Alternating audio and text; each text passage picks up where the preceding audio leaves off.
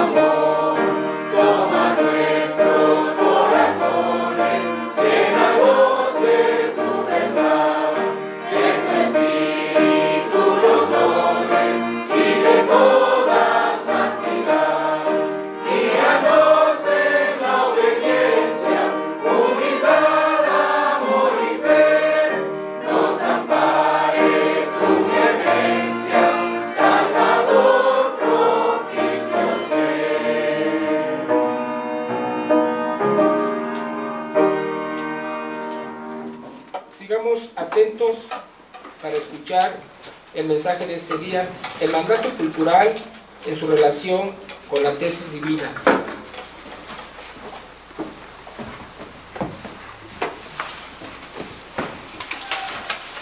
Tomen su lugar, por favor.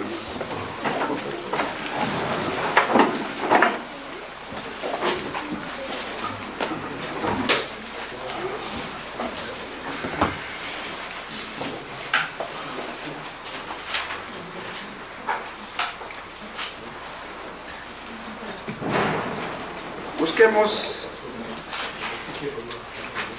en las Sagradas Escrituras el libro de Génesis y vayamos al capítulo 2 y concentremos nuestra mirada, nuestra atención y comprensión en el versículo 15.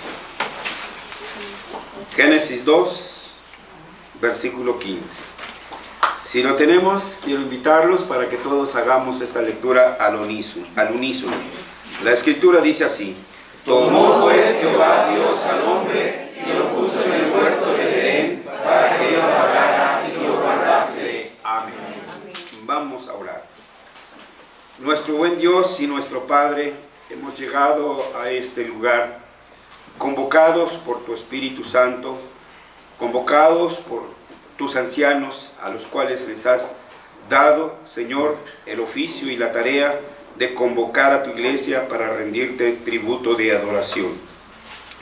Señor, estamos aquí también porque sabemos que en nuestro culto tu palabra es proclamada. Y Señor, para que tu pueblo lo pueda entender. Por eso buscamos la presencia de tu Espíritu Santo, para que abra nuestros corazones y le dé luz a nuestro entendimiento, para que entendamos tu palabra, para que podamos vivir haciendo tu palabra. Señor, te rogamos que tu Espíritu Santo haga la obra en nuestros corazones, dándole apertura a tu palabra, como tus siervos en no pocas ocasiones lo mencionaron, Señor, que tu palabra era precisamente el significado de su vida. Señor, nuestra actitud es: habla, Señor, que tus siervos y tus siervas oyen. Queremos pedirte que nos transformes, Señor, con el poderoso evangelio de tu palabra. En el nombre de Cristo Jesús. Amén. Amén. Amén. Bueno, volvemos al hilo de nuestro tema.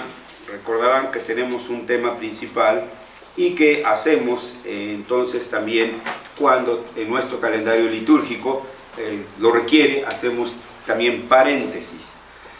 Pero si recuerdan, hermanos, estamos estudiando sobre el tema de la tríada bíblica: la tesis, la antítesis y la síntesis.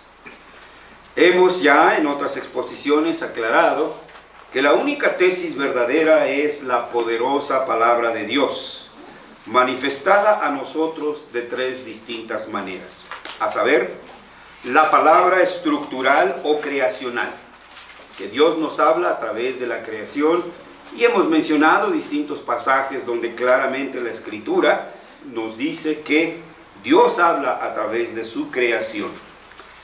También, en la otra manera, la palabra escritural o direccional, que la palabra de Dios es la única que le debe dar sentido, significado, rumbo y dirección a nuestras vidas. Como nuestros abuelos espirituales en su oportunidad lo mencionaron, la escritura no está sujeta a pruebas ni argumentos. No es para discutirse, es para acatarse. Otro de nuestros abuelos espirituales, y que también ya están en la presencia del Señor, mencionaba: toda la Escritura es total y permanentemente normativa. Ese es el único principio, el principio rector. En nuestras confesiones encontramos: la Escritura es la única regla. 1, para fundamentar nuestra fe. 2, para regular nuestra fe. Y 3, para confirmar nuestra fe. También mencionábamos dentro de la tesis divina, ¿sí?, que otra de las maneras en que se manifiesta esta tesis es la palabra autoritativa, que es Cristo, el Verbo de Dios. Todo esto ya lo hemos venido exponiendo y espero, hermanos, que solo sea un breve recordatorio para nosotros. La antítesis es toda oposición a esta poderosa palabra de Dios. Toda oposición que se presente a la palabra de Dios es antítesis. Y el diablo es la primera antítesis de la tesis divina. La humanidad caída y todas sus proposiciones y principios alejados de la dirección de la palabra de Dios son también la antítesis.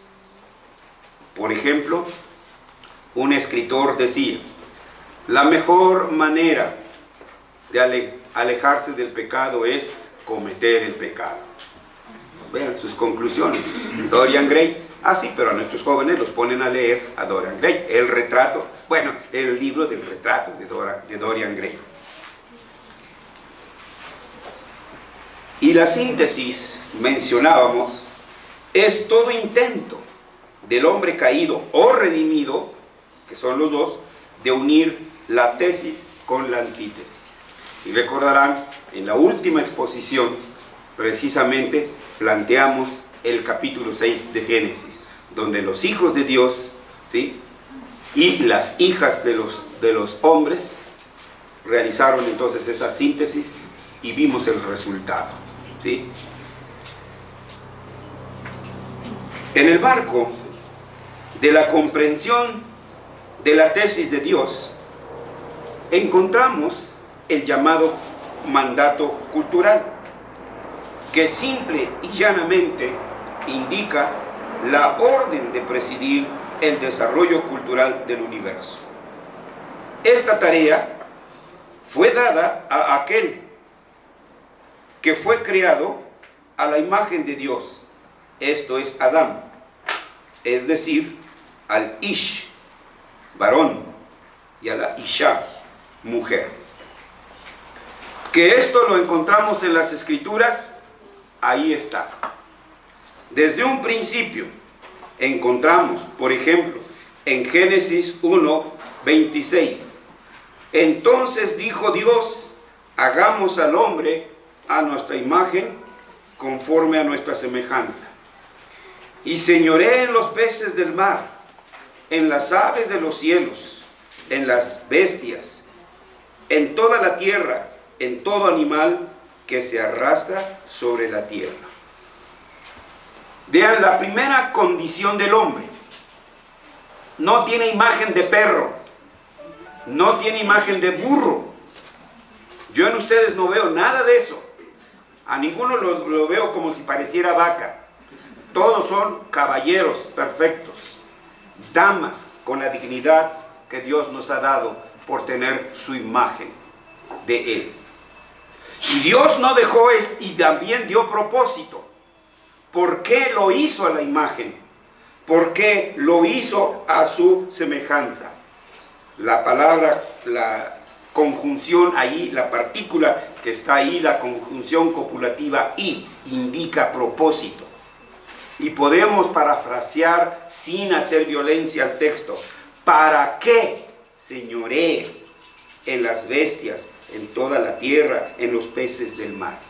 Entonces, Dios dotó al hombre de su imagen para que cumpla una tarea: gobernar, dirigir el mundo, dirigir la totalidad del universo.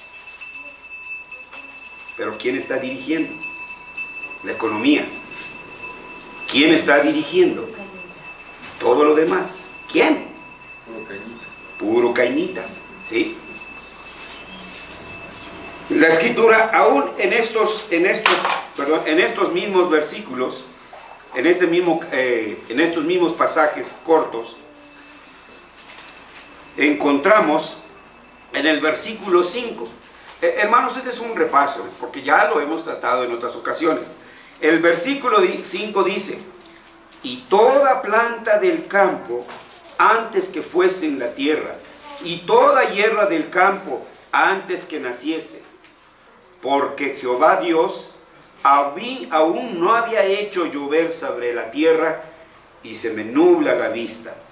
Ni había hombre para que lo labrase. Para que fuera la Riviera Maya, ¿no? A rascarse la barriga.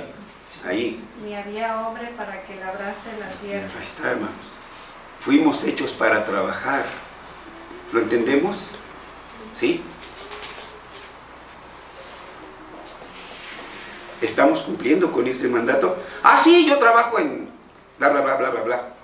No. Para el Señor, para su reino. Esa es la pregunta, hermanos. ¿Sí? Porque aquí sabemos, Calvino mencionaba, gracias a Dios que nos ha, a través del ruido del estómago, ¿sí?, nos lleva entonces al trabajo. Porque si no nos diera hambre, ni esfuerzos haríamos por buscar trabajo. ¿Sí? Pero fuimos hechos para trabajar, hermanos. ¿Sí? Así que el estatus normal y ordinario del hombre es trabajar. Aun cuando papi sea uno de los mártires, yo iba a decir nombres, ya que ya no está prohibido decir nombres, ¿sí? Creo que se apellida Slam o algo por el estilo, ¿verdad?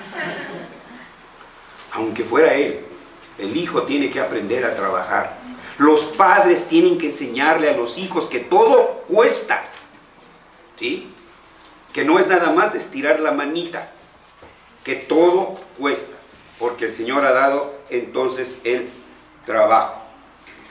Nos vamos en el capítulo 1, en el versículo 28, donde está confirmando el Señor, y que vamos a volver a ello. Dice: y los bendijo Dios y les dijo: fructificad y multiplicad, llenad la tierra y sojuzgadla, y señoread en los peces del mar, en las bestias de los cielos, en todas las bestias que se mueven sobre la tierra. Primeramente está el proyecto. Vamos a crear al hombre y a la mujer a nuestra imagen, para que trabajen. Y es queda escrito y firmado, y te lo firmo, ¿no? Pero lo cumplió. Y después se lo comunica, ¿sí? Mira, te he creado para esto. Esta es tu tarea. Entonces, el hombre tiene una tarea en el universo: cuidar la creación. No se la dio a Greenpeace, se la dio a nosotros.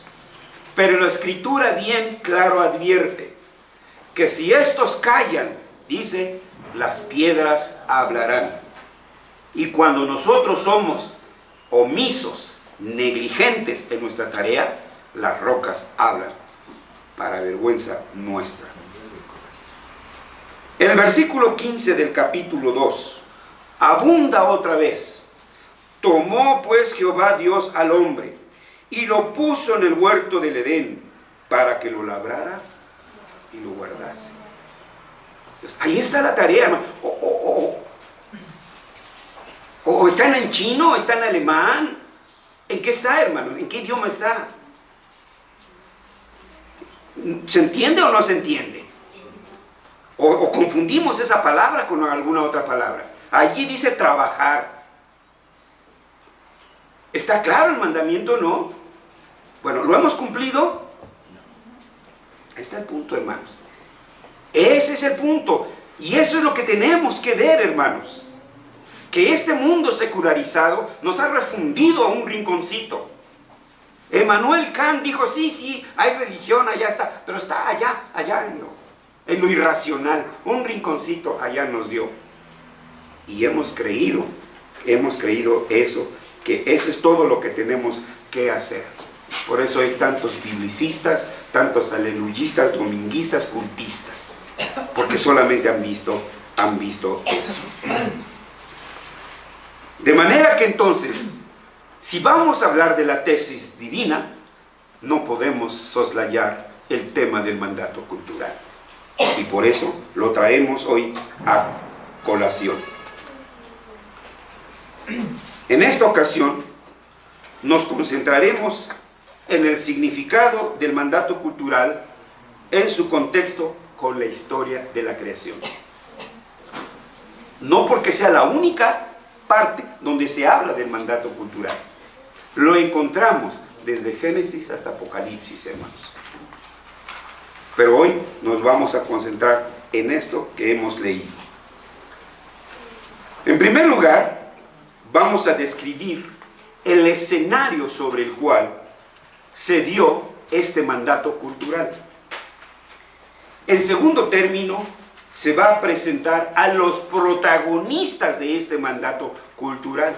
Y como ya hemos adelantado, el mandato cultural no se lo dejó al perro, al gato o al burro, al que algunos rebuznen como burro, pero aún así el mandato cultural solo fue dado a aquellos a quienes se les dotó de la imagen de Dios. Y finalmente vamos a puntualizar el sentido escritural del mandato cultural. ¿Qué implica? ¿Cuáles son sus dimensiones? ¿Cuáles son las profundidades y los alcances de este mandato cultural? Así que nos concentramos en primer lugar en el primer punto, el escenario del mandato cultural. ¿Cómo se dio? Recreemos las imágenes, hermanos. El contexto inmediato del mandato cultural es la historia de la creación. Acabamos de leer el primero y el segundo capítulo, y dentro de este relato lo que encontramos es el mandato cultural. Los 6 días que Dios usó para llamar a la existencia a todo lo que hay en el universo, esa es la creación. Pero en este relato de la semana de la creación, que va desde Génesis 1.1 hasta Génesis 2.3, notamos que concluye con el Shabbat, que también tiene un significado especial. En este pasaje se traza claramente el marco que encierra un todo y que debe ser entendido como una unidad. No está separado. Después de la gran declaración, en el principio creó Dios los cielos y la tierra, el escritor se limita a describir lo relacionado con la tierra como hogar del hombre. Esta es nuestra casa, este es nuestro hogar, distinguiendo así al cielo como la habitación de Dios. Y además se nos pinta un cuadro de cómo inició la tierra. Tinieblas, una gran masa informe de agua y el Espíritu de Dios moviéndose sobre ella. En este contexto, el escritor nos describe cómo Dios, a través de una sucesión de 8 poderosas palabras creativas, trajo a la existencia de una amorfa masa terráquea una inmensa variedad de criaturas. Simplemente, hermanos, vaya a un zoológico, a un pajariario, bueno, le dicen apiario, ¿verdad? Y vea usted la gran variedad de pájaros, sus colores, ¿sí? La diversidad de los colores. Y así nos podríamos ir viendo. De eso amorfo, ahí toda esta maravillosa creación. Una inmensa variedad de criaturas que conforman lo que hoy conocemos como el mundo o el cosmos. La escritura nos sigue narrando. Primero las tinieblas dieron paso a la luz y apareció la alternancia del día y la noche. Después, la creación del firmamento trajo la separación de las aguas. Las aguas de arriba, entre comillas, se llamaron cielos, y las aguas de abajo formaron la tierra en su sentido restringido. Y a su vez, esta tierra se dividió en mares y tierra seca, y así sucesivamente hasta completar la semana creacional, incluyendo el Shabbat como el día del reposo. El Shabbat no está separado de la creación, es una unidad. Así como cuando leemos Adam, Dios no ve separación ahí. Dios cuando ve Adam, ve un Ish y ve una Isha. Así entonces es también con el universo. La creación y el Shabbat están intrínsecamente unidos. Es un binomio que no puede ser separado. No somos dueños del Shabbat. El Shabbat también lo dio el Señor. El Shabbat es un don de Dios y lo dio también con un propósito. Ahora el escenario está listo. Diríamos, el nidito está listo, la casa está lista.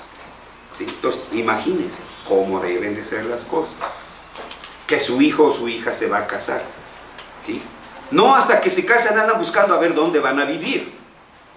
Ya desde antes están empezando a preparar, no para ir a aterrizar con los abuelos o para ir a aterrizar con los tíos, etc.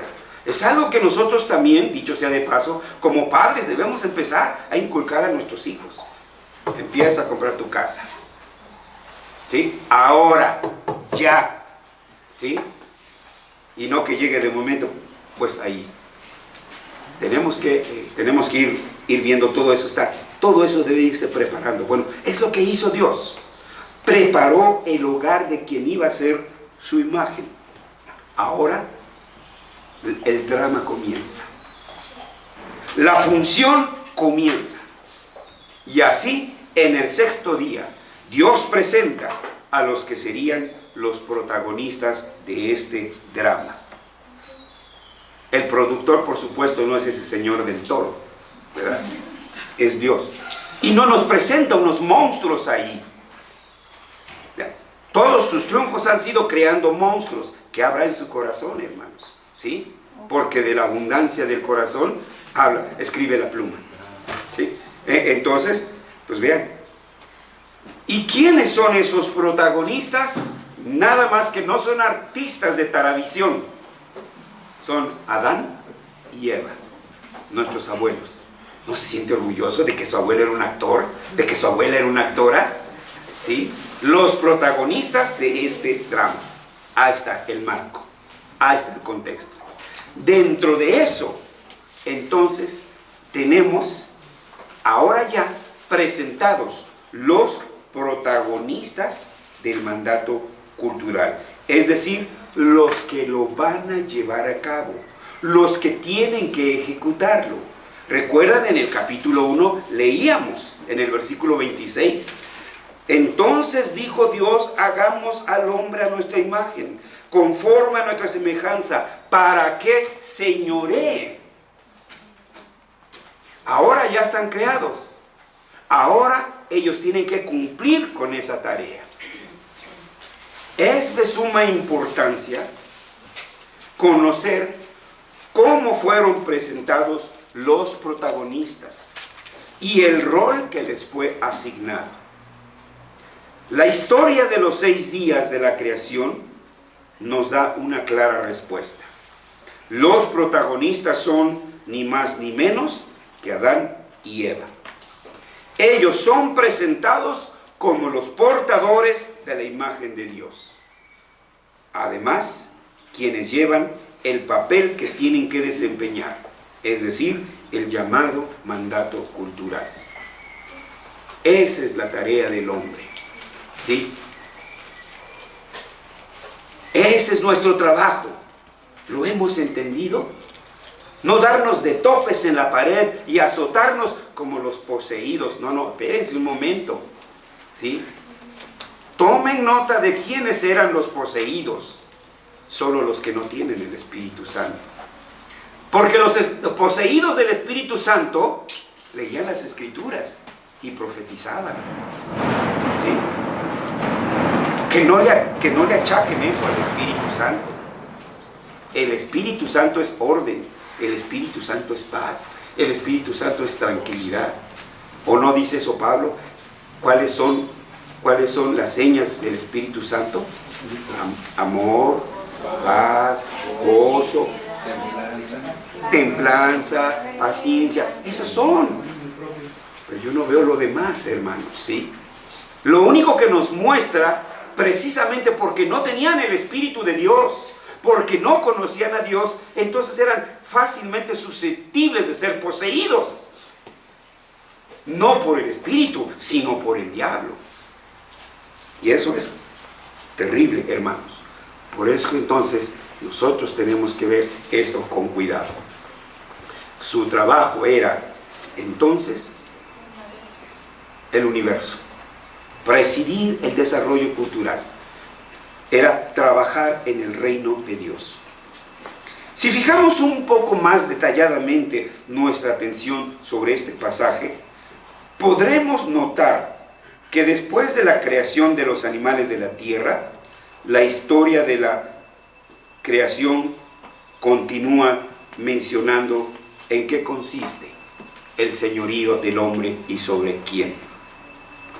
Lo que sorprende en el relato de los 6 días es que al tratar sobre el asunto de la creación del hombre, aquí se rompe con el modelo. Y dijo Dios, y lo que Dios ordenó fue hecho. Pero cuando llegó con el hombre, no dijo, sea el hombre, y fue así. No, ahora el modelo del llamado a la existencia cambia. El escritor nos dice primeramente que Dios formuló su plan para la creación del hombre, como ya lo leímos en el versículo 26. Y después nos narra cómo Dios notifica la ejecución de ese plan y la misión o vocación asignada a ese hombre. Los versículos 27 y 28 del capítulo 1. Lo que en efecto Dios dijo fue así: hagamos al hombre para que sea nuestra imagen, para que tenga dominio. Y entonces procedió a formar al hombre a su imagen y le dio el mandato de ejercer el dominio. Pero vean a dónde nos ha llevado entonces el pecado. Por ejemplo, veamos, pues ¿qué diremos? Los jueces. ¿Dónde estaban siempre los israelitas? Escondidos en las cuevas. ¿Por qué? Porque los israelitas tenían dominio sobre el universo, tenían dominio sobre el mundo, tenían dominio sobre todo. No. Por eso tenían que armarse, por eso tenían que buscar su AK-45. ¿Por qué? Porque no tenían autoridad, porque habían perdido esa autoridad. Perdieron la visión. En lugar de ser cabeza, porque es la promesa del Señor, le gustó la otra parte. Y a todo esto, entonces, ¿cuál es el sentido escritural del mandato cultural? ¿A qué nos compromete a nosotros como cristianos? ¿A dónde debemos de llegar con el conocimiento y entendimiento de este mandato cultural? Bueno, así arribamos entonces al tercer punto, el sentido escritural del mandato cultural. Lo que hasta aquí debemos entender es que el mandamiento de ejercer dominio y subyugar la tierra es, ni más ni menos, el mandato cultural. El mandato cultural es parte de la ejecución del plan de Dios para el hombre. Es la última poderosa palabra creativa de Dios y con esto concluye su obra creacional. Este mandato cultural se encuentra incluido en el plan de Dios en lo que respecta a la creación del hombre y el hecho de que éste será el portador de la imagen de Dios. Lo que se ha afirmado hasta aquí es que el sentido del pasaje que acabamos de leer está concentrado en dos ideas fundamentales. Imagen. Tú no eres perro, para que cuando hables, ladres como si fueras perro. Tú no eres burro, para que cuando hables, no rebuznes como si fueras burro. No, tú eres la imagen de Dios. Yo soy la imagen de Dios. Todos somos la imagen de Dios. Eso nos hace distintos del perro, del burro, del león, de cualquier criatura, ¿sí? No somos ni piedra, ni agua, ni nada. Somos la imagen de Dios. Y esto, hermanos, debemos de asimilarlo, entenderlo. Y esto debe de ser, en el buen sentido de la palabra, un orgullo para nosotros. Eso fue lo que dijo el salmista, ¿no? Cuán glorioso es tu nombre, ¿no? ¿Sí? Has puesto al hombre, ¿sí?, bajo sus pies. Lo has coronado de honra y de gloria y has puesto bajo sus pies los bueyes, las ovejas, etc. Todo el mundo ha sido puesto a nuestros pies para conducirlo, para dirigirlo, para gobernar. Eso solo a los que tienen la imagen de Dios. Y la otra idea que debemos de asimilar, jóvenes, entiendan, deben dejar de vegetar, ¿sí? Es dominio. ¿Y qué quiere decir dominio? ¿Que Pancho Nopales me tenga asustado? ¿Que San Juan de las Esquinas haga que me esconda? Dominar simplemente significa que dominar. ¿Dónde está nuestro dominio? Pregunto. ¿Dónde? ¿En qué dominamos? Ni en las cuicas, creo, ni en las canicas, ¿no? Bueno, es que ya no saben jugar canicas los muchachos, ¿o sí? Ah, dicen que sí. Todavía hay, etc. Dominio e imagen, ¿sí? Estas dos ideas están íntimamente relacionadas con la creación. Dios no dijo nada más, hay apoyos y hay apoyos, o gallinas. Hay un propósito para la vida, para el universo. Y a nosotros se nos ha dado la tarea de dirigirlo. Además, debemos entender que este mandato no va solo. Dice, son aplicables al mandato de fructificar y multiplicarse en todos los sentidos. No, aquí no es nada más que parezcamos conejos, ¿verdad? Es parte de ello, hermanos, pero la multiplicación viene en todos los sentidos, ¿sí? Tus sucesores, la siguiente creación, la siguiente generación, etc. Siempre debemos que estar multiplicándonos en ese sentido. Además que fisiológicamente, por supuesto que también está mandado ahí. Pero también debemos llevar frutos. ¿Dónde están sus frutos? Vean, ¿quiénes se llevan los premios Nobel? Yo no estoy ahí. Digo, si los dieran a los pastores, a lo mejor les daría la lucha, ¿no? Pero ustedes tienen más posibilidades que yo. ¿Dónde está su medalla de premio Nobel? ¿Quiénes la tienen? Pregunto. ¿Un cristiano? Vean, hermanos. Vean entonces cómo hemos sido negligentes, ignorantes y remisos. Y todavía no abrimos los ojos. Todavía nos sentimos tranquilos y contentos. ¿Sí? Pero estas dos ideas que hemos mencionado, que hablan del mandato de fructificar y multiplicarse, podemos ver aquí entonces, en este mandato, una serie de propósitos. En el mandato cultural, en primer lugar vemos que el hombre debe fructificar con el fin de multiplicarse. En segundo lugar, que el hombre debe multiplicarse para llenar la tierra. ¿Sí? Todo debe estar lleno de los cristianos. Las empresas llenas de cristianos. Los partidos políticos llenos de cristianos. Todo lleno de cristianos. Para cuando lleguen las votaciones, a ver, ¿sí? 80 sobre 30 de los pobres cainitas, bueno, ya quisiera, sueño, ¿no? ¿Sí? Entonces vean ustedes, hermanos, no hay influencia ahí. Déjenme, les doy un ejemplo. Cuando se inventaron los puentes, ¿sí?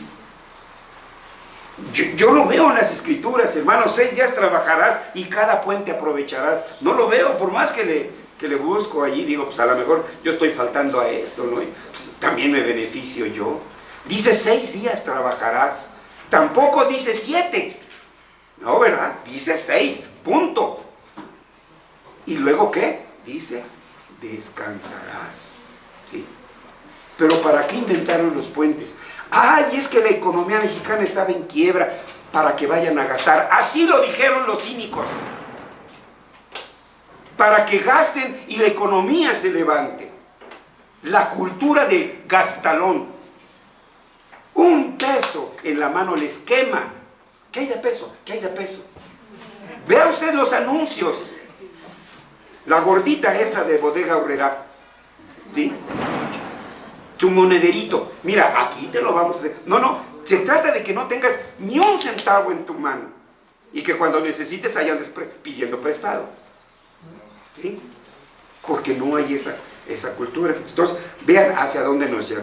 Yo recuerdo que uno de los oradores que se paró cuando esto se discutía, decía, se ha perdido, por cierto, desde el PRD hay que darle los créditos, se ha perdido la visión de los días, ¿sí?, de guardar, para honrar a nuestros héroes, para que nos paremos y meditemos en la obra que ellos hicieron. Ese era el propósito. No, ahora los puentes, ¿sí?, para que vayan y gasten. Entonces, vean, hermanos, ¿sí?, no estamos ejerciendo influencia ahí. No estamos, como dice Francis Schaeffer, siendo el consenso de las mayorías. Y en tercer lugar, que el hombre debe llenar la tierra con el fin de subyugarla. Es nuestra tarea, hermanos. El punto es que el hombre debe multiplicarse para desplegar una fuerza trabajadora sobre toda la tierra. Por extraño e inverosímil que les parezca, hermanos, yo una vez escuché a un cristiano y anciano gobernante, ninguno de ellos, aclaro, ni los que están ausentes ahora, no, ninguno de ellos. Pero cuando yo le pregunté sobre los niños, dijo, no, hoy tener hijos es una maldición. En un cristiano, hermanos, ¿sí? Imagínense que eso hubiera pensado su mamá y lo bota, ¿sí? ¿Eres una carga? O como hay mamás que los donan, no estoy preparado para eso, pero para lo otro sí estuviste preparado, ¿verdad? Entonces vean, hermanos, cómo vamos perdiendo el sentido, el significado de la vida, de nuestra tarea, de nuestra misión, hermanos. Ser imagen de Dios significa que el hombre debe parecerse a Dios, no a un chango. A quien te debes de parecer es a Dios. Eso es ser imagen de Dios. Y a través de su vida y trabajo cotidiano, mostrar lo que Dios es. No como viste, no como se afeita, con nuestro trabajo. Ahora, es también necesario precisar que existen diferentes dimensiones relacionadas a la semejanza del hombre con Dios. El Nuevo Testamento explícitamente menciona que la imagen de Dios significa justicia, santidad y conocimiento. Si eres imagen de Dios, no puedes ser un burro. Mi pueblo pereció por falta de... Ahí está. Entonces, si tú no tienes eso, no puedes estar reflejando la imagen de Dios. Efesios 4:24 y Colosenses 3:10 nos describe esto. Pero, en el presente contexto, esta imagen tiene que ver con el señorío. Dios como creador es el soberano. Él, el Señor, puso sobre nosotros todo el trabajo en nuestras manos. Y así el hombre, siendo imagen de Dios, ha sido puesto como Señor de la creación. ¿Entendemos esto? Somos señores de la creación. Somos los dueños de la casa, hermanos. Y vivimos como arrimados. El pedacito que nos den, la chambita que nos den. Uy, ya nos damos. Ay, qué bueno que ya me dieron la chambita.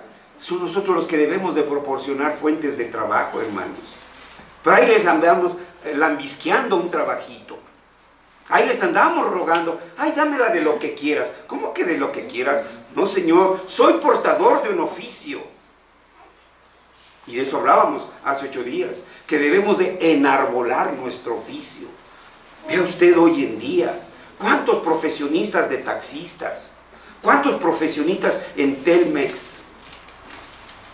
De cualquier otra área, ingenieros, abogados, etcétera, en un escritorio haciendo pedidos de Telcel y de no sé qué, ¿sí? Y promoviendo cable, si es cable, si tiene, bueno, cable lo que tengan, ahí hermanos, ¿sí? En Génesis 1:26, la conexión entre imagen y dominio es muy explícita.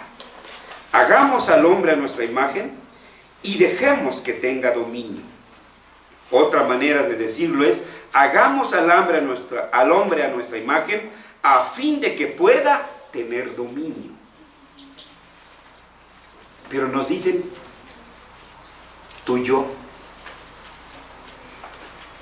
Ay, no, se me fueron ahorita tu autoestima.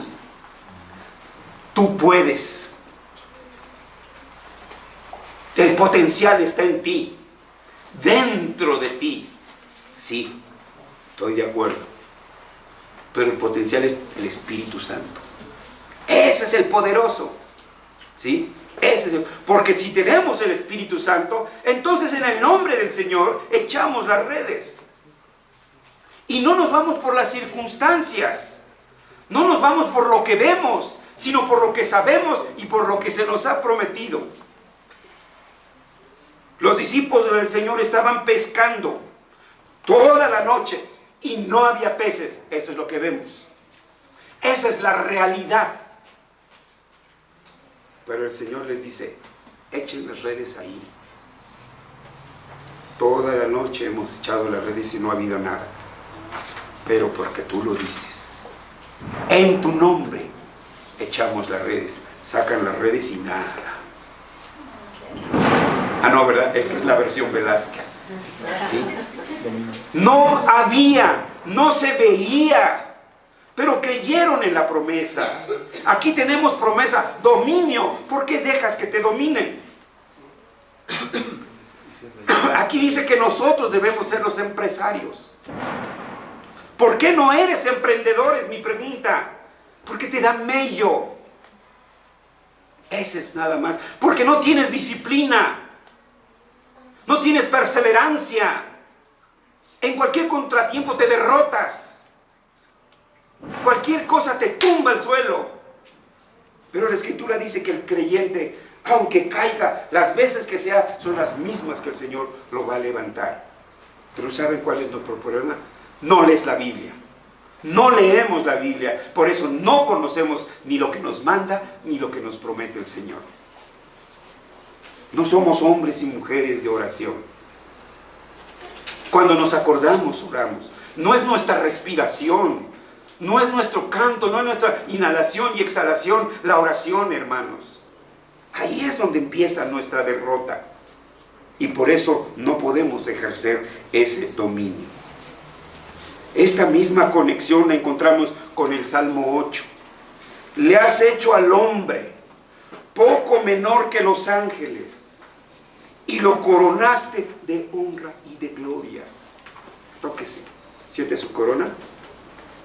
No, ¿verdad? Pues porque no hemos cumplido. Sencillo. Por eso. Pero ahí está. El Señor nos ha prometido que una corona. Ah, sí, cuando llegue al cielo, allá con mi tuniquita blanca, y entonces me van a dar mi arpita y me van a dar mi coronita. Ay, hermanos, es puro misticismo. ¿Sí? Le has hecho poco menor que los ángeles y lo coronaste de honra, de gloria. Le hiciste señorear sobre las obras de tus manos. Dios lo hizo y nosotros lo tenemos que trabajar. Todo lo pusiste bajo sus pies. ¿Cuánto? Entonces, hermanos, ¿qué domina usted? ¿Qué área domina? Usted. ¿Verdad que estamos al servicio de otro? ¿Será que somos incapaces? ¿Será que nosotros no podemos? Bueno, la historia de la creación y del pueblo de Dios nos muestra que no, que era todo lo contrario. Entonces, ser la imagen de Dios y ser semejante a Él significa que el hombre debe ejercer dominio sobre la tierra. Sin embargo, ha de notarse que el hombre ha perdido la visión de su oficio en el mandato cultural. Eso no nos lo enseñaron. Nos enseñaron a rezar, a repartir folletos y a esperar que el Señor nos llame para que allá en el condominio celestial nos haga un lugarcito, un huequito. Eso es todo lo que nos han enseñado. El hombre redimido es el hombre redimido quien debe dirigir los términos y el cumplimiento del acto de presidir el desarrollo cultural del universo. El resultado final es que el mandato cultural es el clímax y el punto central de la obra creadora de Dios. Todo esto en su contexto inmediato, es decir, la historia de la creación. Hemos visto, pues, el mandato cultural en su relación, uno, con la tesis divina. Si hablamos de la tesis divina, si hablamos que la tesis divina es la poderosa palabra de Dios, entonces esa poderosa palabra de Dios nos ordena, no nos sugiere. En ninguna parte de las Escrituras Dios sugiere al hombre. Está dando mandatos. Esto quiero que hagas. Nos ordena ejercer dominio sobre la totalidad del universo. Nuestra tarea entonces como cristianos no solamente venir al culto y llenar la semana de cultos. Hay iglesias que de domingo a domingo, ¿sí? Estar en el culto es parte de la vida cristiana, pero no el todo. Pero no solo somos burritos nada más, mano de obra barata. No, porque también está la tarea académica. El mandato cultural también incluye la tarea académica. Miren ustedes Génesis 2, versículos 19 y 20. Jehová Dios formó pues de la tierra toda bestia del campo y toda ave de los cielos, y los trajo a Adán para que viese cómo los había de llamar. Y todo lo que Adán llamó a los animales vivientes, ese es su nombre. Aquí vemos una tarea taxonómica, hermanos. Aquí vemos una creatividad científica. Aquí hay una tarea académica. Yo soy académico, sí, pero ¿de dónde? Dígame de dónde. ¿De qué universidad cristiana es usted académico? Ven, hermanos, por donde le busquemos, quedamos derrotados como gatitos, patas arriba. Porque no hemos hecho nada por dominar ninguna de las esferas.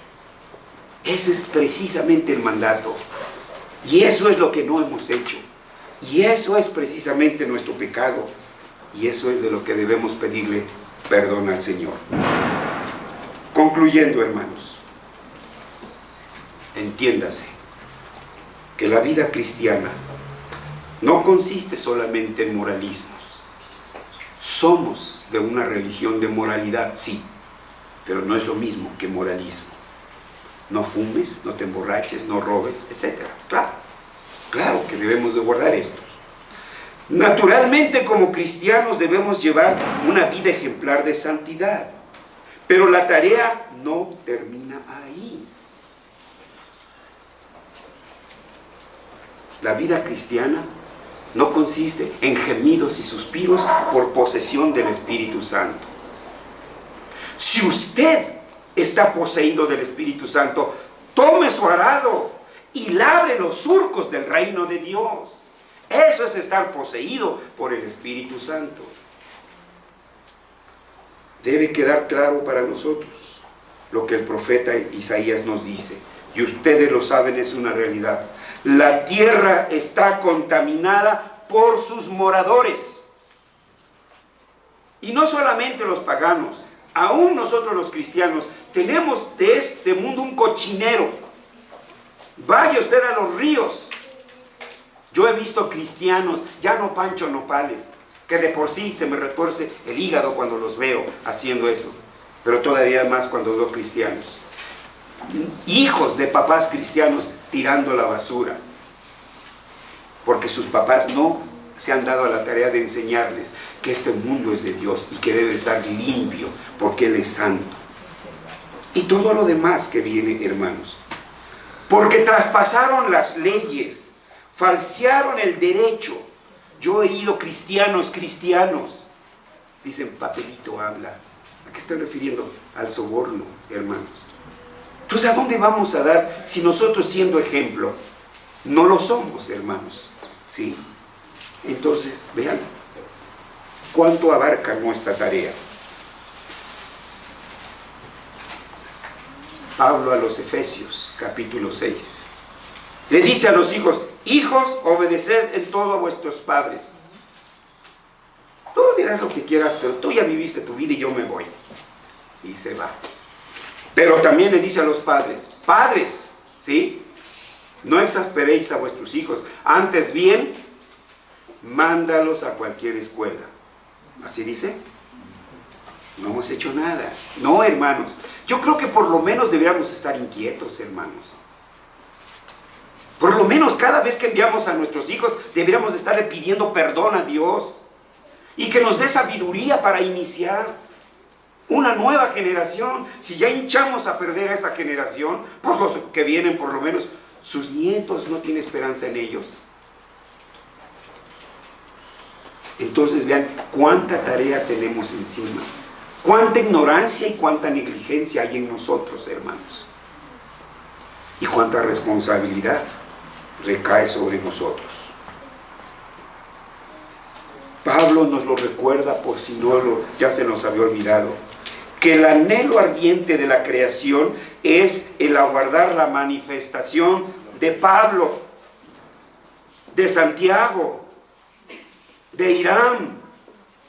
Él está esperando que se manifieste nosotros.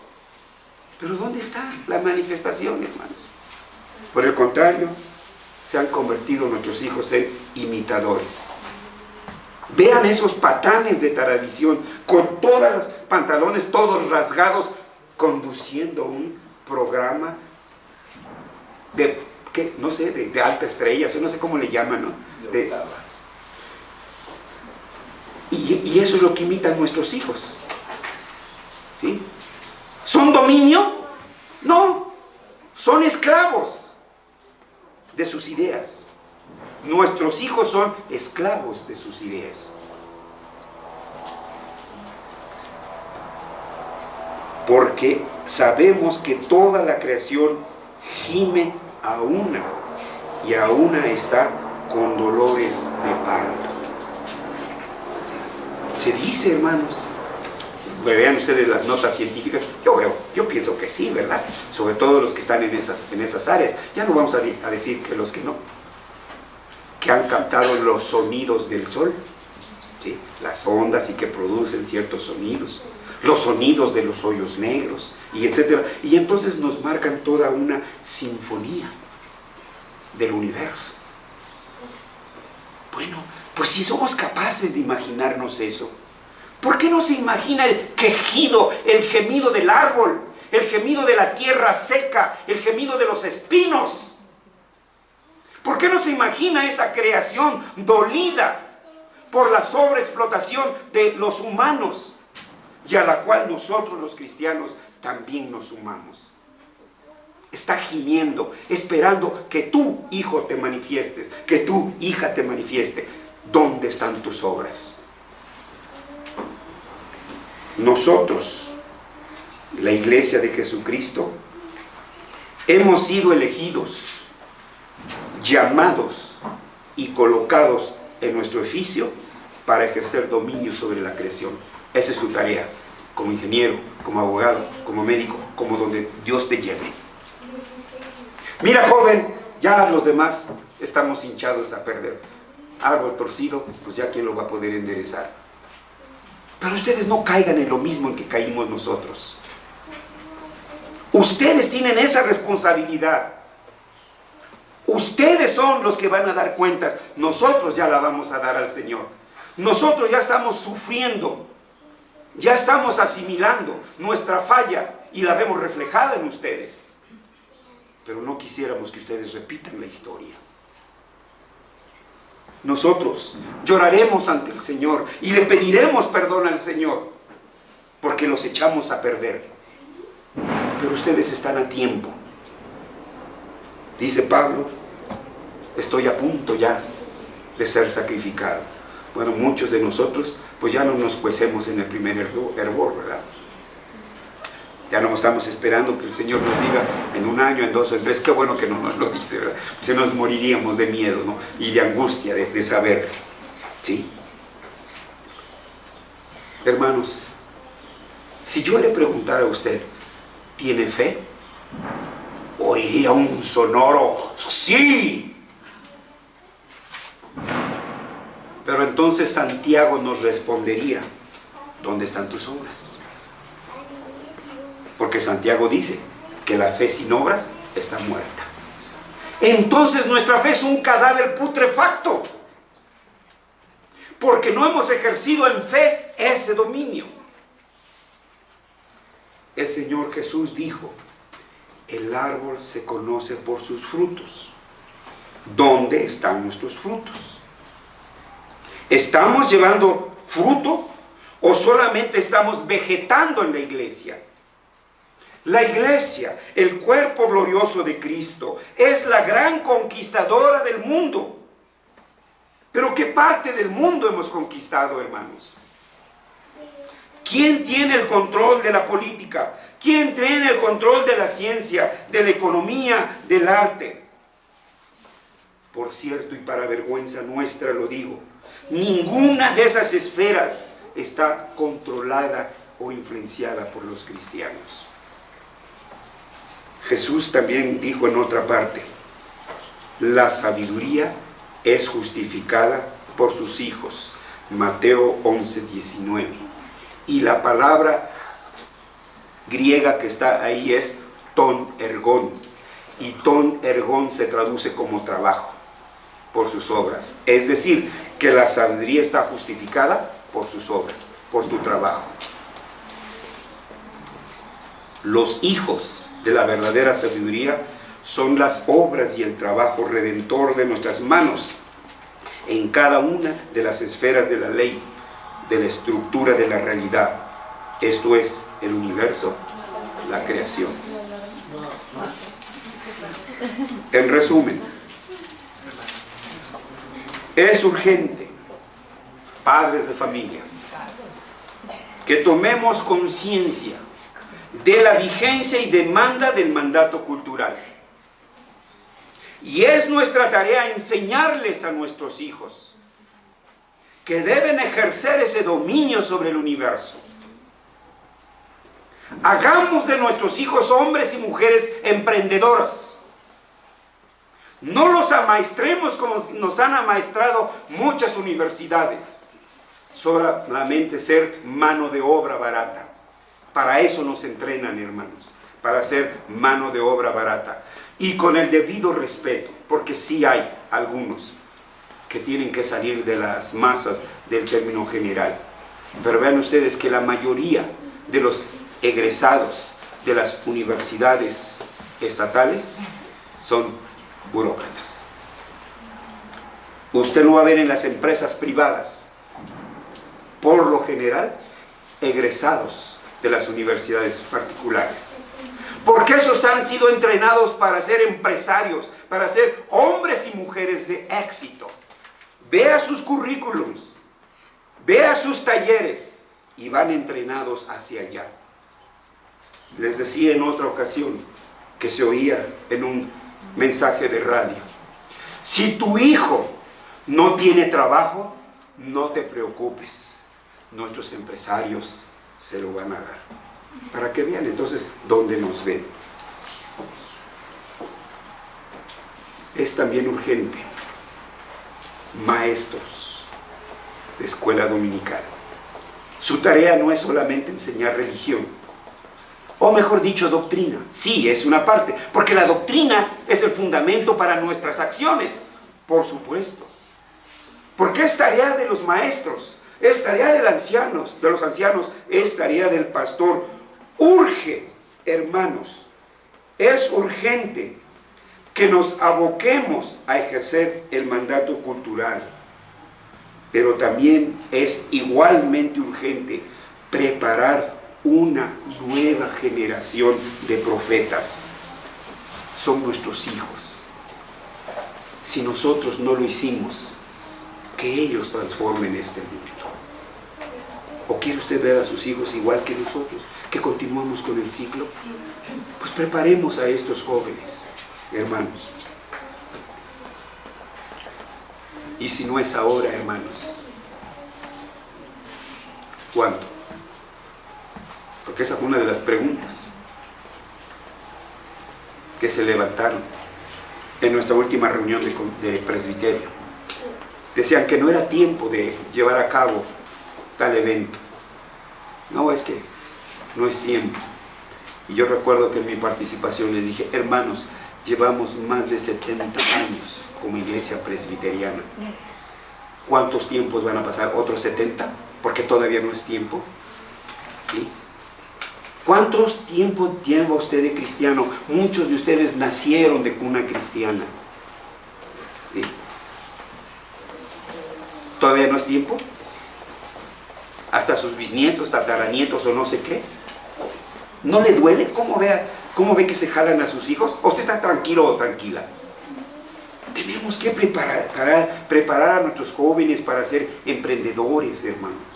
Una nueva generación de hombres creativos, hombres inventores.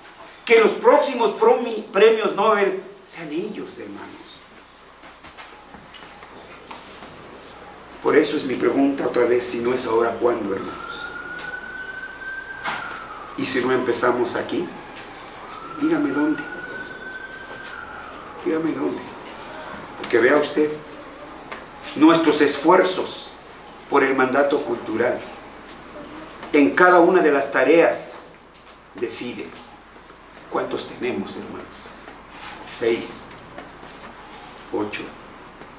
¿Cuántos somos aquí? Si nada más viniéramos nosotros, no cabrían, hermanos. Ahora si vinieran los demás, porque esto no es importante. El mandato cultural no es importante. ¿Sí? Es más importante que reces 20 Ave Marías, 40 Padres Nuestros, y etcétera, y etcétera. Eso sí te va a llevar al cielo. Es aquí donde debemos de empezar. Y si no somos nosotros, dígame quién. ¿Mí? No el que anuncian en la televisión, yo estoy hablando de otro. ¿Sí? Amaya, el de la Esperanza de México. ¿Quiénes? ¿Quiénes saben esto? Usted. ¿Quiénes conocen esto? Sus hijos. ¿Quiénes entienden esto? Nuestros jóvenes. Entonces la pregunta es, si no somos nosotros, ¿quién, hermanos? Es momento, hermanos. Es momento ya de asumir nuestra tarea, el mandato cultural, y Dios nos ayudará. Es difícil, pero como dijeron los discípulos, en tu nombre echaremos las redes. Vamos a orar, hermanos. Padre, al llegar a este punto y al ser republicada tu palabra, te damos gracias por traer a nuestro corazón y a nuestra memoria nuestra tarea y el significado de nuestras vidas. Pero al mismo tiempo, llegamos ante ti avergonzados, Señor, porque hemos sido remisos e ignorantes también, negligentes en cumplir con el mandato cultural. No solamente nosotros, Señor, sino que no hemos instruido a nuestros hijos, porque esa tarea nos has dado como padres, de instruir a nuestros hijos, capacitarlos, no para hacer de ellos hombres pusilánimes, mujeres temerosas, miedosas, sino hombres de éxito, de bendición, emprendedores en todos los sentidos. No hemos preparado esa generación. Perdónanos, Señor. Padre, pero no permitas que nuestros hijos repitan la historia que nosotros hemos escrito con nuestros hierros. Señor, tú sabes cuánto amamos a nuestros hijos. Tú sabes cuánto humanamente daríamos por nuestros hijos. Por ellos, Señor, porque tuyos son y nos los has dado. No permitas que repitan los hierros que nosotros. Haz que ellos, Señor, sean emprendedores y traigan dominio sobre la creación, sobre el universo. En el nombre de Jesús te lo suplicamos. Amén.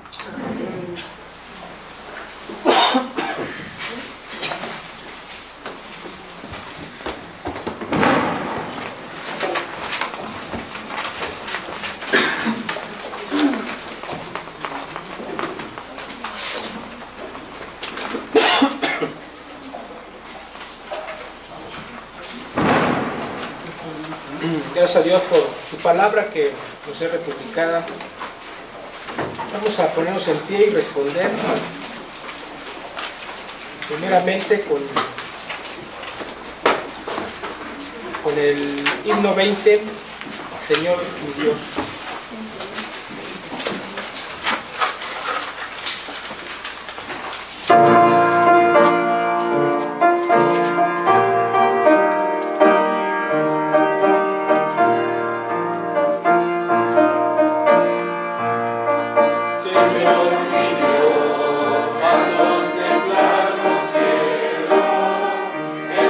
Firmamento y las estrellas